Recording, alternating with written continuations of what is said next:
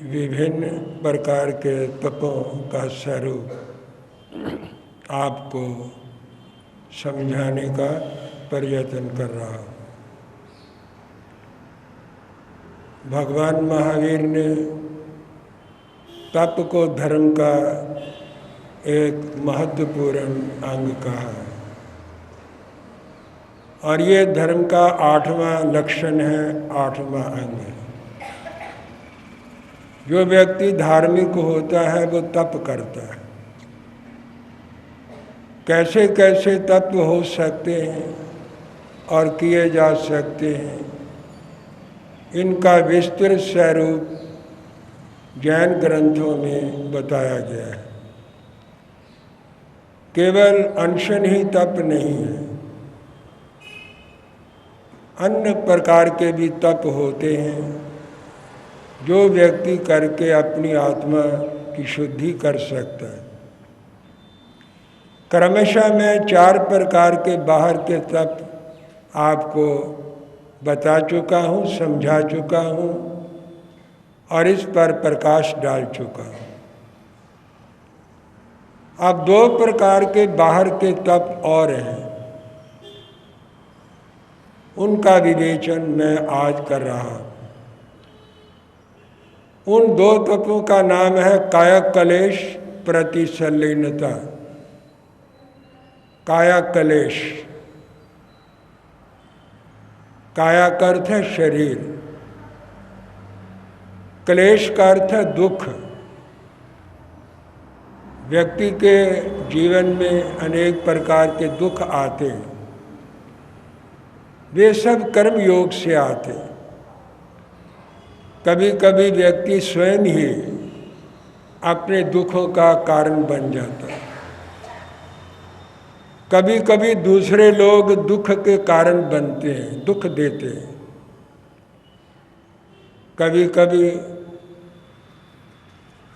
प्रकृति से हमें दुख आने शुरू हो जाते। तो किसी भी प्रकार का दुख जो शरीर में आता है वो क्लेश है, मानसिक विषाद है। आदमी का मन क्षुब्ध हो जाता है। तो भगवान ने कहा इन्हें सहन करना तप है। या तो दुखों को दूर किया जाए, और दुख दूर करने का हर व्यक्ति प्रयत्न करता है। अगर दुख ना दूर हो फिर क्या किया जाए? या तो व्यक्ति परेशान होगा, आंसू बहाएगा, दुखी रहेगा और आरत ध्यान करेगा। इसमें कोई लाभ नहीं है, दुख और बढ़ जाता है।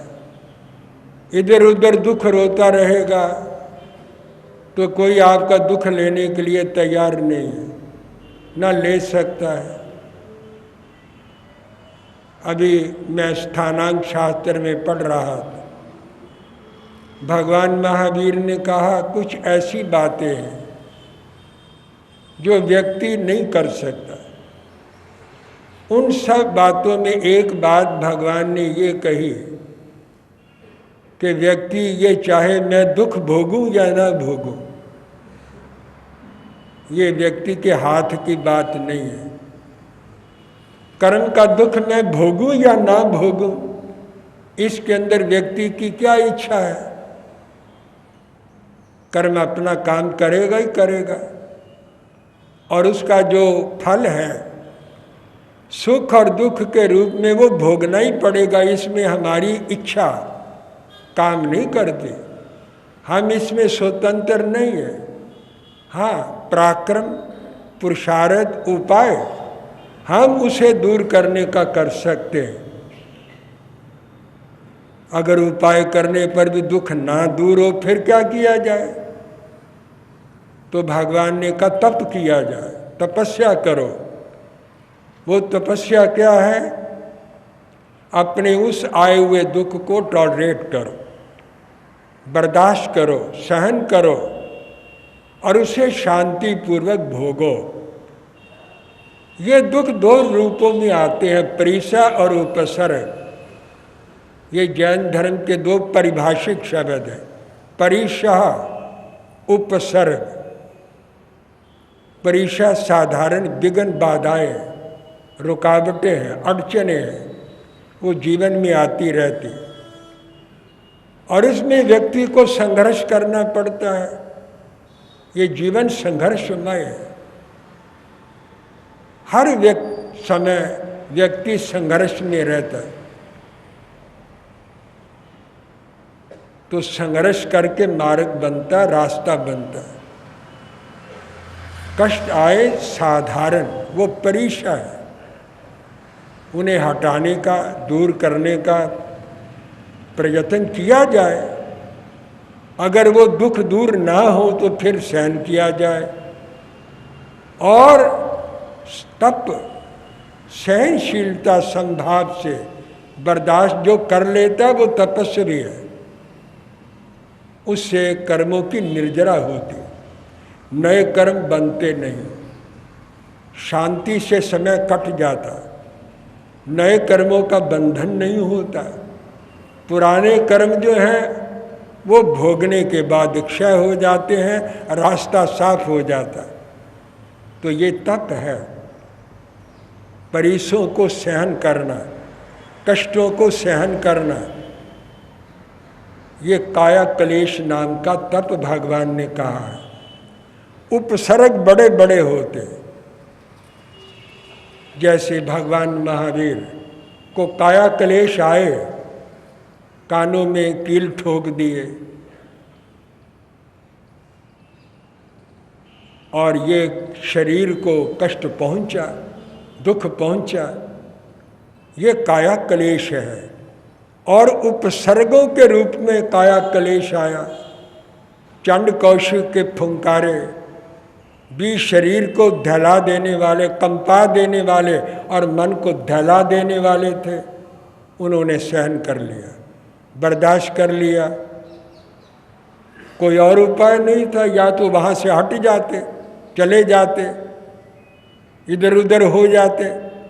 लेकिन तीर्थंकर होकर घबरा जाए, रास्ता छोड़ दे, इधर हो जाए, डर जाए, भयभीत हो जाए, वो तीर्थंकर काय का हुआ? तीर्थंकर ये काम नहीं करते। वे तो दुखों के आगे अड़ जाते हैं और उनको संभाव पूर्वक सहन करते हैं और दुखों को परास्त करते हैं। यही उनका वीरज है, यही पराक्रम है और यही पुरुषार्थ है। तो ये तपस्या है। भगवान ने कहा भूखा रहना ही तप नहीं है, कम खाना ही केवल तप नहीं है, गोचरी ले आना ये कोई विशेष तप नहीं है, और रस का त्याग करना तप है। लेकिन इससे भी आगे और तप है कि शरीर के पर जितने भी दुख आए, कष्ट आए, तूफान चले, आंधियाँ चले, उन्हें बर्दाश्त करके रहना और चट्टान की तरह खड़े रहना परिसों और उपसर्गों के सामने। ये सबसे बड़ा तप है। जो ये तप कर सकता है वही तपस्वी है। ऐसे तप करने वालों को मान नहीं होता, सम्मान नहीं होता, न उन्हें गले में उनके गले में हार डाले जाते, न उन्हें प्रभावनाएं दी जाती, न उनका यशोगान किया जाता, न उनकी सराहना की जाती है। केवल एक भूखे रहने वाले व्यक्ति का यश होता है, इज्जत होती है, उन्हीं का नाम लिया जाता है। उसने 2 उपवास किए, उसने 3 किए, उसने बेला किया, उसने तेला किया, उनकी चर्चा की जाती है। हमने समझ लिया यही तप है। लेकिन तप ये तो पहला तप है, आगे और भी तप है। जो व्यक्ति अपने जीवन में धैर्य रखता है, दुखों से घबराता नहीं, सहन करके चलता है, कभी उनका नाम मंच के ऊपर कभी आया है? भगवान कहते हैं तप नाम चाहता ही नहीं। नो ई लोगठ्याय तवम ऐठी जा, नो परलोगठ्याय तव मैं जा, नो कित्ती वन सिलोगठ्याय तव मैं जा, ननथ निजरठ्याय तव मैं जा। इस लोक के लिए तप मत करो। लोग में इज्जत हो, यश हो, मान प्रतिष्ठा हो, लोग कहें ये तपस्वी है, ये बड़ा तप करता है, इसके लिए तप नहीं करना चाहिए। ना परलोक के लिए करो, स्वर्ग प्राप्त होगा इस दृष्टि से तप नहीं करना चाहिए। वो तो अपने आप हो जाएगा। जब व्यक्ति दीक्षित होता है, संयम लेता है, घर बार छोड़ता है, या जिसने छोड़ा है इस ख्याल से छोड़ा उसे भोजन मिल जाएगा, घर में भोजन नहीं था इसलिए छोड़ा है। लोग पूजा करेंगे, पूजा के लिए घर छोड़ा है। लोग इज्जत करेंगे, जगह जगह मान होगा, क्या इसलिए छोड़ा है? ये तो लौकिक कामनाएं हैं, ये इच्छाएं हैं, ये तो वासनाएं हैं, इससे तो कर्म बंधन होता है। इसलिए छोड़ा है कल्याण के लिए, आत्मा के निर्माण के लिए, मोक्ष के लिए, सदगति प्राप्त करने के लिए, आवागमन के चक्कर से निकलने के लिए घर बार छोड़ा है। ये तो अपने आप मिल जाते हैं, सम्मान अपने आप हो जाता है, भोजन अपने आप ही मिल जाता है, मकान अपने आप मिल जाता है। ये कोई बड़ी उपलब्धियां हैं, ये बहुत बड़ी उपलब्धियां नहीं है, ये तो साधारण उपलब्धियां हैं। इन चीज़ों को छोड़ करके तो व्यक्ति त्यागी बनता है, महात्मा बनता है, संन्यास लेता है। और इन्हीं चीज़ों के लिए संन्यास लिया जाए तो काय का संन्यास हुआ, काय का त्याग हुआ, काय का संयम हुआ, काय की दीक्षा हुई, काय के महात्मा बने, इसलिए बने। ये तो लौकिक चीज़ें हैं। तो मैंने आपको कहा ये तो मिल जाते हैं, परलोक में सुख अपने आप मिल जाएगा, स्वर्ग भी मिल जाएगा, लेकिन कामना नहीं रहनी चाहिए। यश कीर्ति और प्रतिष्ठा के लिए तप मत करो। ननथ निजरठ्याय तव मैं जा, भगवान ने कहा केवल कर्मों की निर्जरा के लिए तप करना चाहिए, शांति के लिए तप करना चाहिए, शुद्धि के लिए तप करना चाहिए, और कोई कामना रख करके तप ना करे। तो जो लोग शारीरिक दुख सहते हैं उनका कोई मान होता है, उन्हें कोई जानता है? ये अपना तप है, अपनी शांति के लिए व्यक्ति करता है। तो भगवान ने इसको तप का नाम दिया है काया कलेश, परिसों और उपसर्गों को सहन करना। छठा तप है प्रतिसल्लीनता। इंद्रियां बाहर की तरफ जाती हैं, कान बाहर के शब्द में लगे रहते, आंखें रूप देखती रहती, ये नासिका सुगंध दुर्गंध लेती रहती, ज़बान खाने पीने में लगी रहती, और शरीर संस्पर्श करने की लालसा रखता है। तो इंद्रियों की जो गति है वो बाहर की तरफ, बाहर दौड़ती हैं, बाहर भागती है, कर्म संचय करती है। ये इंद्रियों के अर्थ हैं, ये काम और उसके गुण हैं। इन्हें जैन धर्म ने काम गुण कहा है। इंद्रियों के कामों को गुण और स्वभाव कहा है। इसके अंदर राग द्वेष पैदा होगा ही होगा। प्रिय चीज देखेंगे राग हो जाएगा। एक माँ की गोद में बच्चा है, प्यारा लगता है, अच्छा लगता है, सुंदर है, आप अपने आप ही उसे प्यार करने लगते हैं। क्यों करते हैं? आपको वो अच्छा लगा। अगर उसकी शक्ल सूरत अच्छी ना हो, कपड़े अच्छे ना हो, एक गरीब आदमी का बच्चा हो, उसे कोई प्यार करता?